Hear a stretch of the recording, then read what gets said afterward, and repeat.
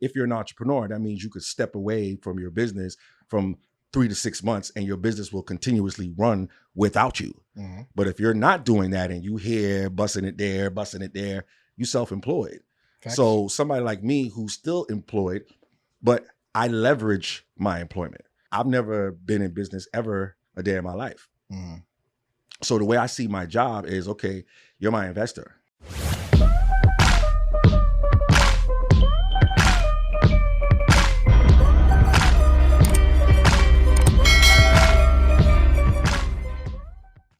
Yo, back again with another episode of Attractive Mindset. And today's guest, this man has been all around the city. If you don't know him, you're probably not that important. Sorry to say it, but this man has interviewed almost everybody in the market, all types of interviews, talking entrepreneurship, artists, people building random businesses, people in professions, careers, everything. Staple in the industry, staple in the game, Mr. Williams. Hey, what's going on, man? What's going on? I like that intro, man. That was nice. You know what I'm saying? You know, made me feel important. You are important. Thanks, man. You know, I like that. I like your spot too, man. Thank you. You know what I'm saying? We've been doing a little something. I see. And Proud of you, man. Tell everybody who don't know who you are. Man, it's your boy, Mr. Williams. I Talk Gray. I'm up in the building with the I Talk Gray podcast. You know, what else you want to know? Everything. This episode is dedicated to the story of you, Mr. Williams. Who is Mr. Williams, and you know, how'd you get into this world? Well, how I got into this world, you know, my dad. Well, sorry, let me keep it clean. I'm from New York originally. You know, 718 Queens. I lived there my whole entire life, practically, until I moved here. In the ending of high school, I went to Piper, right? I did like my last couple of months because, you know, in New York, it was hard to graduate. Yep. You know what I'm saying? Like you needed like 8 regents Facts. to get out of high school. And when I came down here in the summertime, it was like, all you got to do is pass like reading and math. You know what I'm saying? I'm like, word? So, you know, made that switch real quick. What else? Been down here for a minute. I ain't gonna say how long, but I'm a Florida boy, 954 for sure. You know what I'm saying? Fort Lottie-Dottie. Man, what else? How did I get into the podcasting? Well, before that, actually, your boy used to spit some bars, you know. Mm-hmm. I used to rap, you know, I used to go by the name Nice, you know.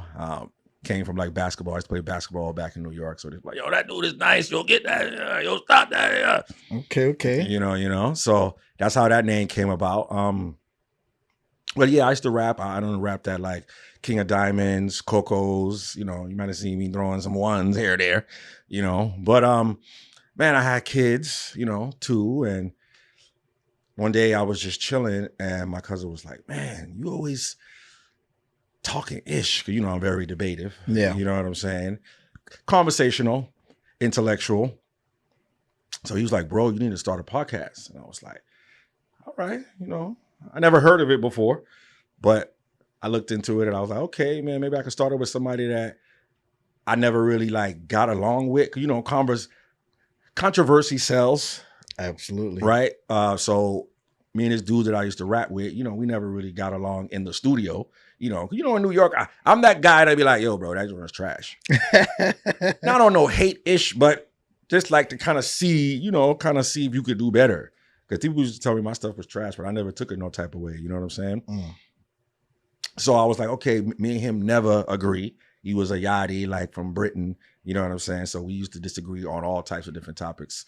So long story short, man, we started a podcast. I actually met one of my other co-hosts just chilling in Starbucks. Mm. You know what I mean? Yeah, Shorty just came through, had the nice little angs, you know, and I was like, oh, snap. We just started chatting. I was like, you ever did a podcast? Because we was flowing real good. At this point, you know, I'm still new. I ain't knowing all the logistics behind how to run a podcast. I just figured, hey, if you could have a good conversation with somebody, then maybe that's good enough to start something with. You know, it's not true, but that's what I thought. And we was good, man, for like 4 episodes. Mm. You know what I'm saying? But I tell people all the time, if you're having a podcast that's relationship based, you know, I would say you definitely have to do some healing, you know, or some like self-reflection, because if you're not content with who you are as an individual, it can get like competitive. It can get like certain things can come out. You know what I'm saying? Like I've seen other podcasts out here where friends ain't no longer friends. You seen the Joe Budden podcast. Yep. Like that issue's real. You know what I'm saying? And in my case, it wasn't even no Joe Budden bread. It was just more so like who the big fish. You see what I'm saying? And that was basically my story. And I had to realize, okay, sometimes you got to make sure that you have certain things aligned in terms of leadership. And I'll take a lot of accountability in that space. I was new to it. You know, I didn't know much about how to do a lot of the back end stuff. And when I was trying to delegate work, you know, delegate. I don't work with you, dog. You know what I'm saying? Like it may be something that somebody that you cool with might not want to do. You see what I'm saying?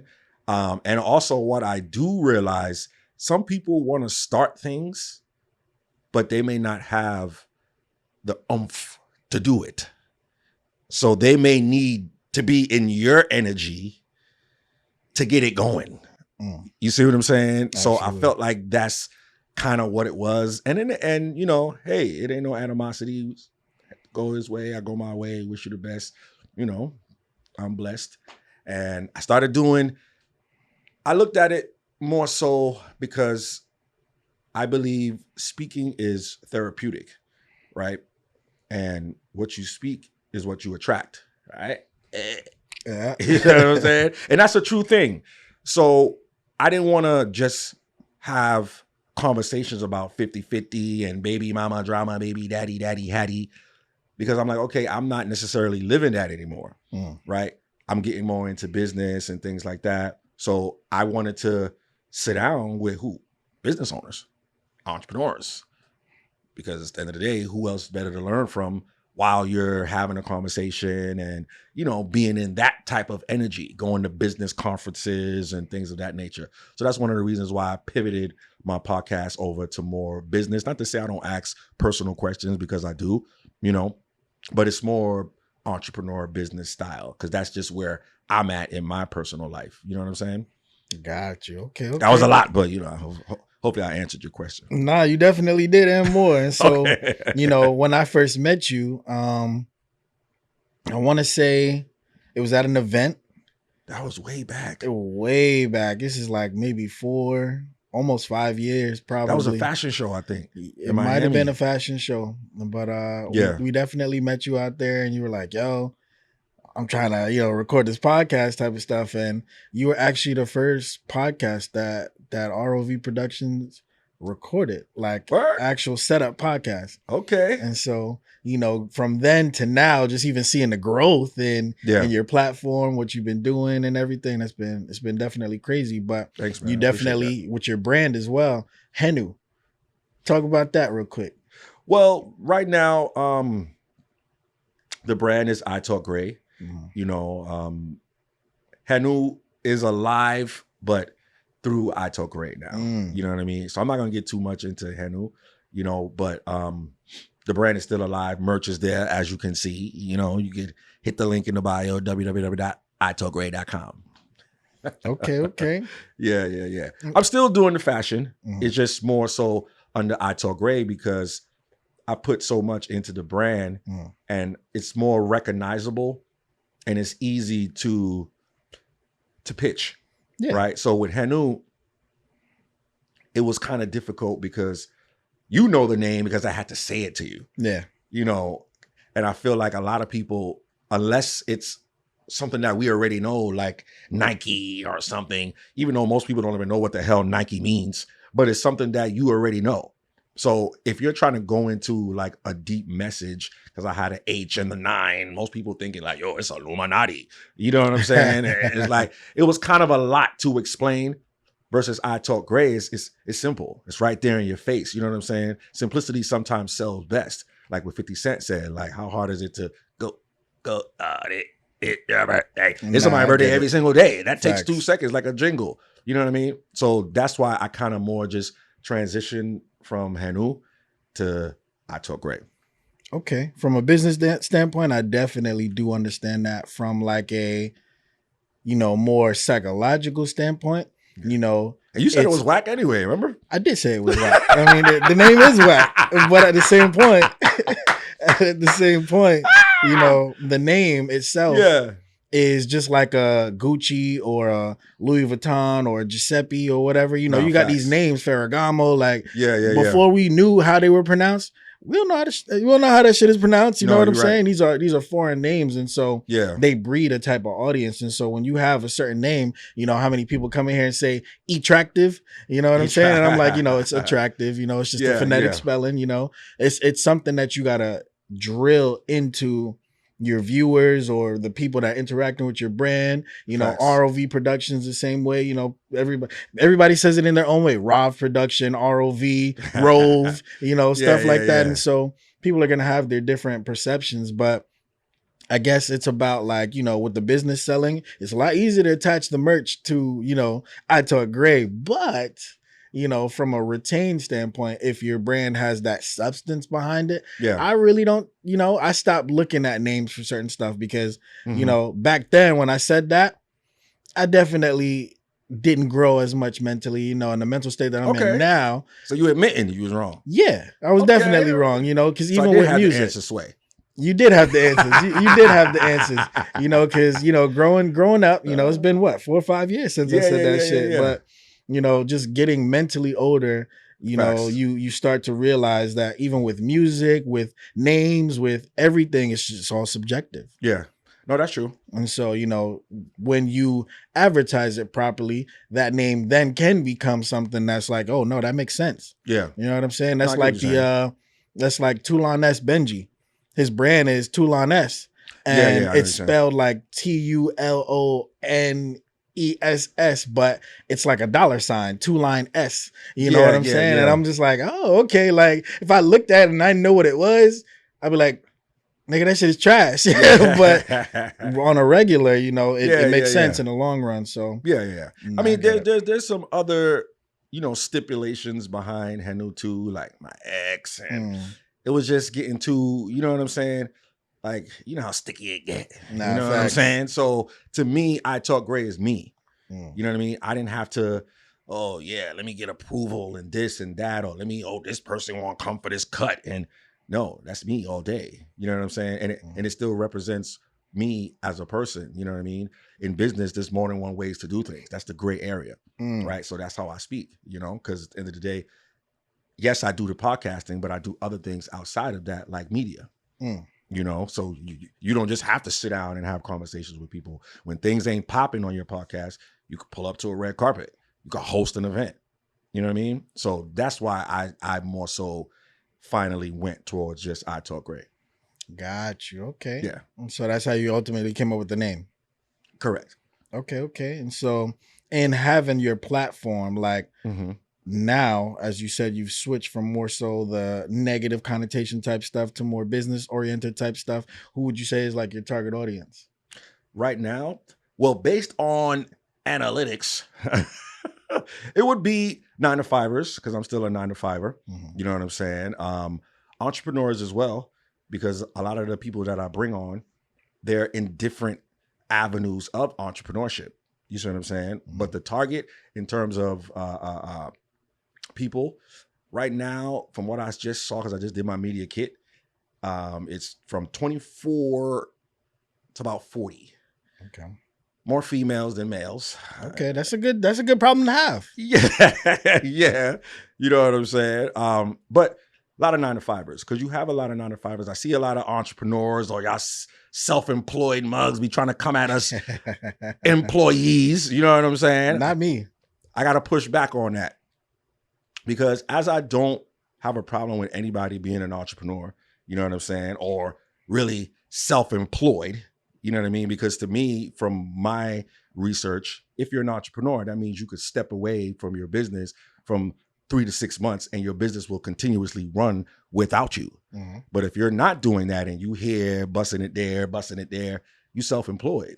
Facts. So somebody like me who's still employed, but I leverage my employment, right? Especially when it comes to seeing, okay, I've never been in business ever a day in my life. So the way I see my job is, okay, you're my investor. And then also I've moved around in my job to see different aspects of the business. Absolutely. Right? Versus not saying you can't learn things off YouTube or these wannabe mentors that are out here. You see what I'm saying? But you can still use a job if you're looking at it in the right way to get yourself out there. Hey, I don't knock anybody that's out here hustling and scraping and scrounging. Sometimes that's how you got to get it, because that's that energy of, you know what I mean? You've even introduced that to me. But don't be trying to clown me because I done seen dudes that, I'm an entrepreneur. Like, you broke, bro. Like, listen, we live in an age where people are like, people try to, you know, get at somebody because they have a job. Like, having a job is not something that you need. And, you know, the way I engage, because we live in an age where I don't even like telling people I'm an entrepreneur anymore, because that title is so overused and so stretched. And how I gauge how somebody really is doing within their business is, hey, what's your residuals? You know, I won't say it flat out just like that. You know, I'll ease into it, but you can tell by how much residual somebody makes if they're really an entrepreneur or not. Correct. You know, or most of the time they're just working for themselves. Because there's a lot of friends and people that I know that make way more than me, but I have more time than them.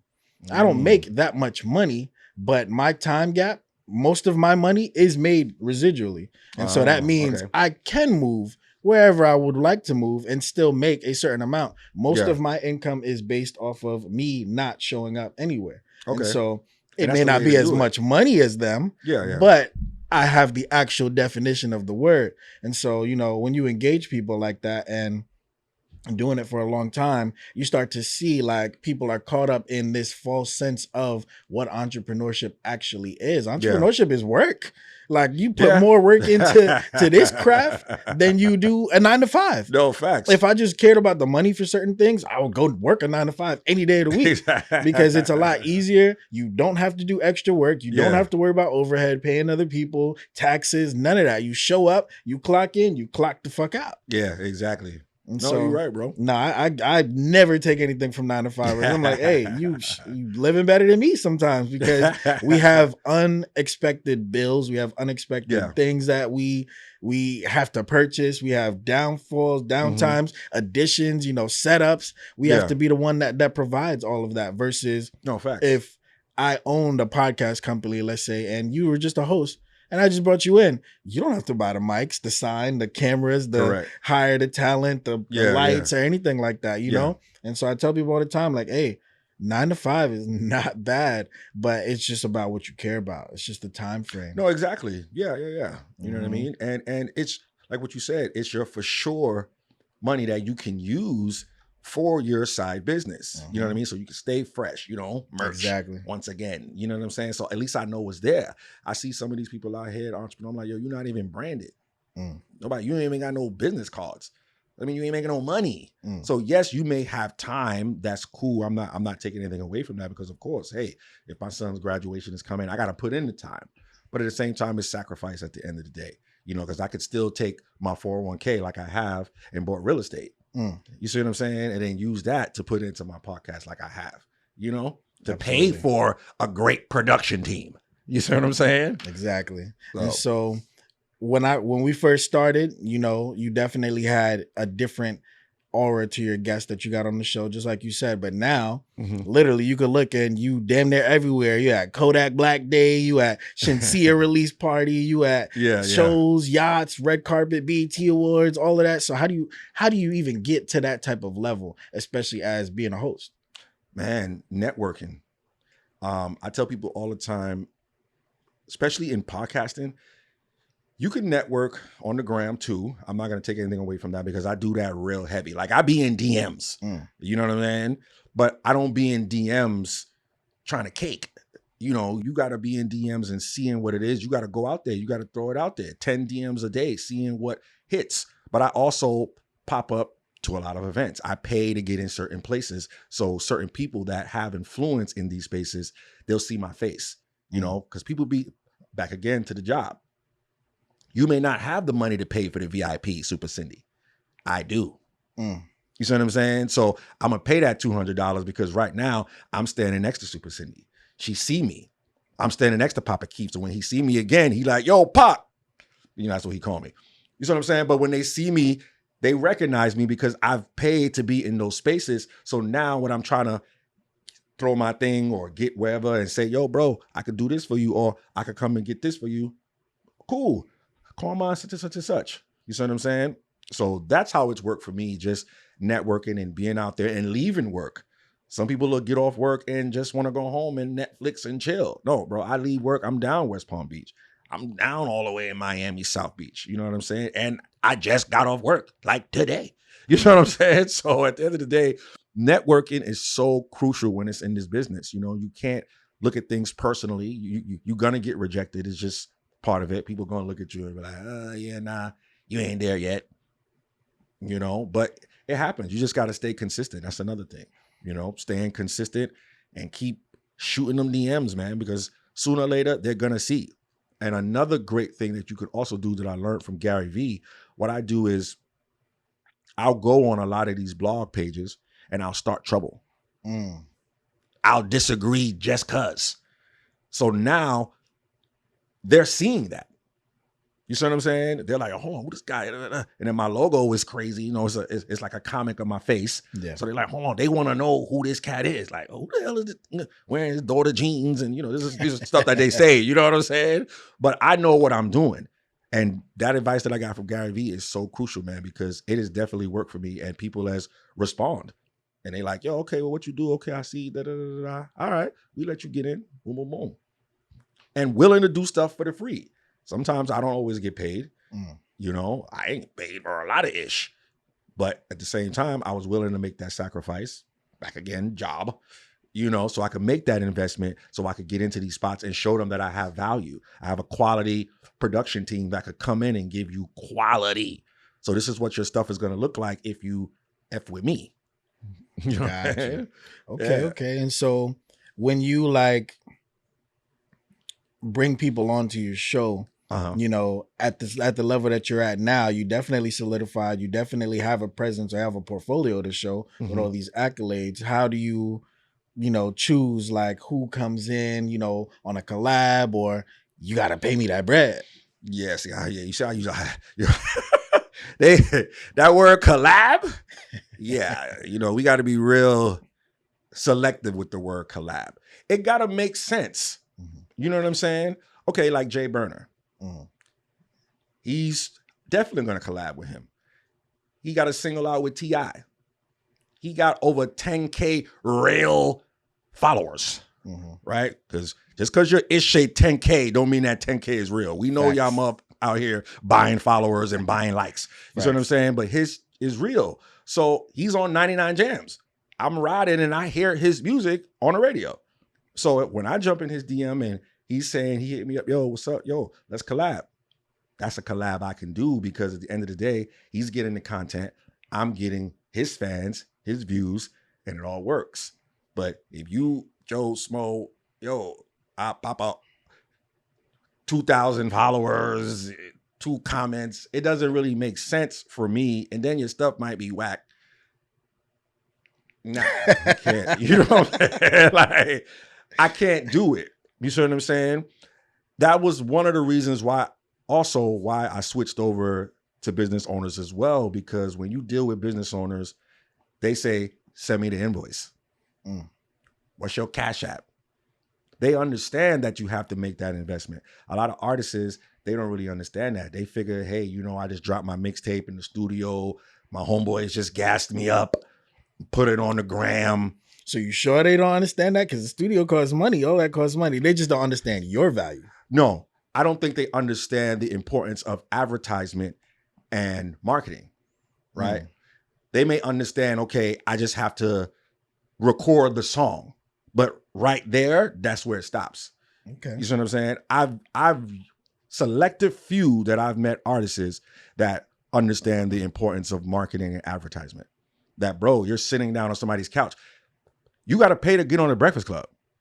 It's not free. I mean, unless you Diddy or something like that. You know what I'm saying? But a lot of these artists like La Russell, he had to pay to get on the Breakfast Club.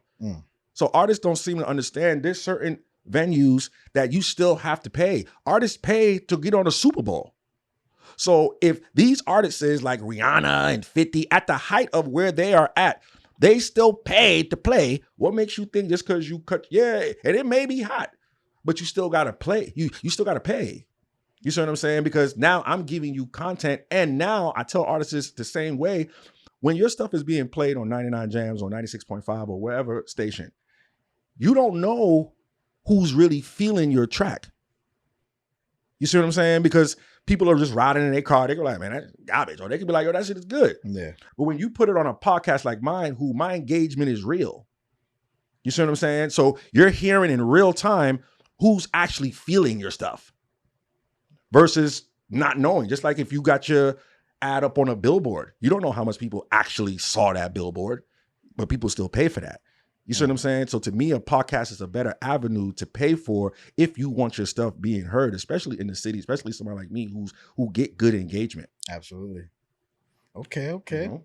No, that was deep. That was deep, yo. Because I get it all the time, man. They jump in my DM and, you know, like, and I'll still say like, yo, what's your budget? Mm-hmm. Right? Because I'm not Hollywood. You know what I'm saying? Hey, I understand. What's your budget? But you can't come in like, I know budget, bro. Like, I was just trying to, nah, dog. And then I see you flexing with the chain and the, you know, with the gold teeth. Oh, you got money. You're just not allocating it in the right way. Okay. No, I like that. And it would be like if you didn't pay or if they didn't pay, you'd be investing in them because you definitely got to pay for the production. Exactly. So production cost. You see what I'm saying? So at the end of the day, you're paying for that. You're paying for the interview as well. You see what I'm saying? And the content that you're going to be able to use now on your page. So come on, man. You got to understand the logistics of it. But they're going to be an event, an expo. Probably in a couple of weeks, I'm going to be speaking to a lot of artists, just explaining, because I don't think they really understand, you know, like some of the younger ones, some of the seasoned ones, you know, Case 100, you know, artists like that, they understand. You know, I just interviewed another artist, Holy Ghost. He understand. A couple of artists I got coming up this month, they understand. They already sent a deposit. You know what I mean? Because they're older. Yeah. So, you know. Definitely a generation gap. For sure. You know what I'm saying? Okay. But business owners, no. I've rarely ever had that problem when I told them my price. Okay. It was like, yo, send me the invoice. I like that word. Nah, facts. And so we're definitely of the older group of people, and you older than me. And so with social media in general, just keeping up with the times, especially something like TikTok, you did like 1 million views on TikTok. Yeah, 1.1. Exactly. And so, you know, how is that, you know, not only just using Instagram or YouTube, because you also do have your YouTube monetized, like how'd you break the barrier on TikTok? Man, once again, just following the structure from what Gary Vee said. I follow him a lot. Because, you know, you got a lot of these cats out here that say, yo, I'm a mentor, you know, but, you know, men talk. You see what I'm saying? I like to follow mentors that actually can show me that they did it. You can't come to me and say, yo, bro, I could get your page blowing and you got 10 followers. I never understood that. You know what I'm saying? Like, I still don't get it. So to me, somebody like Gary Vee, who has shown his credentials in the game, I listen to him probably every single day. And his strategies that he's given, and I tell a lot of people, if you're in the podcast game, you can't just get stuck on IG. We're so accustomed to IG because that's just where everything was getting done at. You know what I'm saying? Bro, Facebook is another gold mine. Facebook is huge. I've been going up, and up on Facebook. Yeah, we actually already monetized on Facebook. See, that's love, man, because you have to spread it out because you don't know where your stuff is going to get seen, or the algorithms are always different on different platforms. Instagram algorithm is kind of slow. You know what I mean? Like, you got to catch it at a certain time, or they want you to buy the ads. They might not even push it like that. TikTok is a little bit more free. I don't know if because they beefing with America, so they like, hey, let's give them some incentive to post here. Yeah. But man, I just posted one day and I woke up, I was like, 40,000. I was like, what the hell? But it was a triggering statement, you know, in regards to taxes and things like that. And, you know, people want their refunds. You know, people ain't playing about that. Absolutely. So I figured it has something to do with that as well, more so. But yeah, man, I just woke up and I saw it. I was like, oh wow. And it just never stopped. It's still going. You're right about the controversy. Like mine just slowed down. We only Yeah. had one clip that went crazy on Facebook, and that is Uh-huh. what made us able to monetize on Facebook because we Okay. got over 1,000 followers from that one clip. Wow. And That's dope, man. it was it was Mark Delmont. Shout out to Mark Mhm. Delmont, Art Love Trap. And he was talking about being a millionaire versus making a million versus making 200,000. That, if the millionaire has more overhead than the 200,000, that it's better to be a 200,000 than a millionaire. And people were going crazy on Facebook, like, this guy's an idiot. What is he talking about? Yeah, And that yeah. was most of the comments. But Yeah. those same people were sharing just to say negative stuff. No, of course. And it was crazy because it's like, yo, I'm watching y'all do all of this and share it with your people, but you're following at the same time. Yeah. You don't agree with him, but you follow. And so I was like, damn, like, It's an internal thing, man. You know what I mean? People just love that type of controversy. And to me, I wouldn't necessarily say it's controversy. To me, is financial things that a lot of people haven't yet got their mind around, because you may look at money one way because you're working for yourself. And most people who are working for somebody else, we look at money totally different. Facts. So it's like when you're hearing something different from the entrepreneurial aspect, you're like, yeah, nah, this bugging. Hell nah, yo, I gotta share this dumb not realizing, yo, you helping me, dog. Like, thanks for keep Facts. sharing, keep commenting, keep saving. It's the same thing with the post that I was telling you about. Bro, I must have got probably 80,000 comments. They still commented like, nah, give me my refund, dog. I ain't trying to hear that. Not realizing in the end, yes, you're just helping me out. So I think it's more just a psychology around money.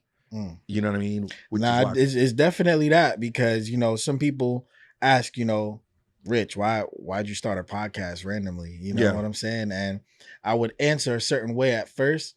And I think it was Mark Made that said it.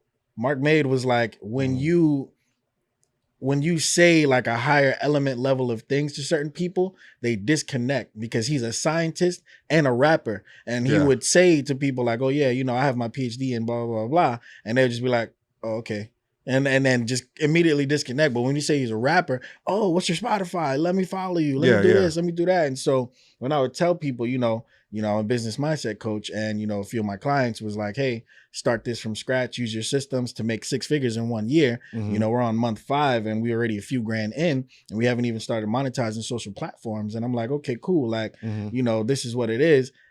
They can't wrap their head around it being 6 figures in 1 year, because they're like, you start an industry that you've never been in, and you're gonna get to 6 figures in 1 year. Like, bro, you okay? That it sounds cool, but we know you're capping. And I can see the look on their face. I can see the emotional response, the emotional reaction, and it's just like, when people ask about it now, I just, I say, oh, I like talking. I like therapy stuff, or I like hearing, people's stories and things like that. I keep it super minimal, and so, even with how people interact with me or bring certain things on, for people that know me outside of the podcast or outside of this, they're like, oh, I do this and do that and whatever. And they have actually no idea what I do. People think my life is super simple and it's just ROV. And I'm telling them like, man, ROV don't even really make me bread like that. And when I tell them that, they're like, what? And hey, if you know, you know what I'm saying? Facts, Having facts, a company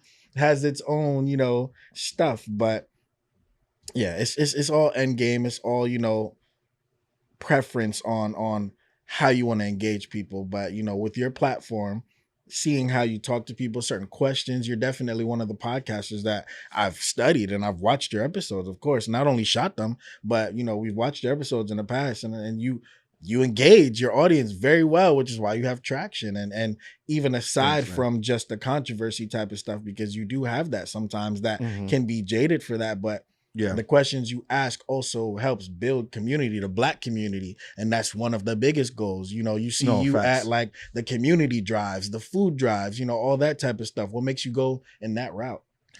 Because again, just being the age that I am and understanding us from a community standpoint, we need this type of stuff. Like, bro, I didn't learn about financial literacy, still learning until I was 33. You know what I'm saying? So I know I'm not alone. So I feel like if you're going to have a platform, you should be providing something of value. Yeah, you could throw in something funny here or there. There's nothing wrong with that, but you should have something of value. And I've always been the type of person, even before the podcast, to give back, but more so in a way of like knowledge that I know, like on a health standpoint, you know what I mean? Holistic standpoint, a religious standpoint. Always was the type of person that would share information, never was the type that would hold on to it. So going to a food drive, that would be nothing for me because I'm looking at it like, yo, man, this is an opportunity for me to give back because, yo, throughout my 20s, bro, I done been in and out of Broward County, you know what I'm saying, getting locked up, fighting, doing dumb-ish, baby mama drama, back and forth in court. So once I got to that age where I started to clean my body up, eat better, think differently, it was easy for me to just say, yeah, no, I got to help my people on a higher level versus what I was doing before, just sharing information. If I could go give my time now because, hey, I have the finances, I'm in the position to do that, it's nothing for me, man. Okay. And so what's 3 key pieces of advice that you would give somebody trying to come into the podcast game or like be a host? I would say you definitely got to have consistency, right? Because I see a lot of people starting podcasts out here because same reason why I started thinking just because they want to talk, right? And you might be a good talker, but that don't mean you're consistent. That don't mean you could deal with rejection. That don't mean you could deal with people critiquing what you say. That don't mean you could deal with friends that you thought were your friends that are no longer your friends. That don't mean you could deal with people that you actually employed that got secret animosity against you. You see what I'm saying? It's not easy to deal with that, bro. So I would say you definitely have to have consistency. You got to be willing to know your weaknesses. You got to be vulnerable, right? Because you can't do everything, right? I can't do a lot of stuff. So I have to delegate, you know. Yes, I would love for it to be people that I've grew up with or people that I know, but sometimes it's just not like that. Sometimes you just realize it's just people that you knew for a long time. So you may have to reach out to places like Fiverr and hire people. But even when we're hiring people, man, I would say vet people. Vet your co-host. Vet your camera guy. Bro, I had to fire a camera guy because you have people, they may learn how to do something, but in reality, they want to do what you're doing. It's just like Kanye. Remember, Kanye was making beats, but he always wanted to be a rapper. So he had to make the beats so he can provide for himself, so he can rap. So me personally, it's not that I would have a problem with it, but if it's coming to the point where you're sabotaging my things because you see a shining, then that's where we have a problem. You know what I'm saying? I'm like, bro, like I'm actually paying you. It's not like you doing it for free. And even with co-hosts, you have to vet them. You got to see if this person is willing to put in the work. Is this person just want to be a camera person? So when you say things like putting the work, like what would you mean by that? Are you going to even post? Because you know, people want their page to look a certain type of way. Yeah. You know what I'm saying? No, you supposed to really be posting 3 times a day. According to Gary Vee, 10 times. But you may not have that much content. Yeah. So I've even had to come to a point where I had to ask, like, yo, you not going to post? You're not going to share a story? You're not going to show up to an event? I'm getting you in for free. You see what I'm saying? Yeah. So if they're not willing to put in the work and they just want to sit down, everybody want to sit down in front of the camera. But nobody don't realize that there's still work to be done once the cameras turn off. And that was the problem that I ran into. You see what I'm saying? What's number 3? Be willing to invest, right? Understand that you got to put money up. Things take time. You're not going to just pop just like that. You know, I know everybody get caught up with seeing stuff on the gram and how things move on the gram. You know, you don't want to be gram rich. You know what I'm saying? You want to make sure you got your stuff in order. Learn processes, right? That's one of the things that you've taught me. You see what I'm saying? Because at the end of the day, you could just be on a treadmill running, but you ain't really going nowhere. So sometimes you got to understand the business behind podcasting versus just sitting down and looking cute, but invest for sure. I invest a lot, and I'm now starting to make back some of the money that I've been putting in for these past 2 years. Nah, facts. And so you did have a live show kind of segment for a little while. Do you see Yeah. yourself moving towards that, for the rest of 2023 or maybe next year, like into that environment again? Yes, I definitely want to get back with the live shows because I think it's a good way to touch the people, and to get that crowd reaction, and it could also bring out the best in you because when you just sit in a room, you know what I mean? You're not really knowing or seeing if you can still stay steady when you see somebody's face looking at you like, you know what I mean? You got to be prepared for that type of stuff. So to me, it's like getting yourself at another level. You know what I mean? Taking it to that next real earn your leisure level. But I would definitely want to do more live shows, man. But I would tell people you got to make sure you build your online presence first. You know what I mean? Because the first live show was good. Partnering with people. That's another thing. A lot of people don't like to collaborate because they be dealing with inner hate. And that's a big thing when it comes to us, man. We don't like to collaborate with each other. Everybody want to be the man. Everybody want to shine. You see what I'm saying? And now realizing, when you see all these developments up out here, if you drive down these highways, those are them people coming together and they making that happen. Facts. We got to have that same mindset. So if you doing a podcast, I'm doing a podcast. Oh, bro, let's make it happen together. Let's go on the road. Let's look at your logistics. Let's look at mine. I got people in Chicago, LA, Detroit, New York.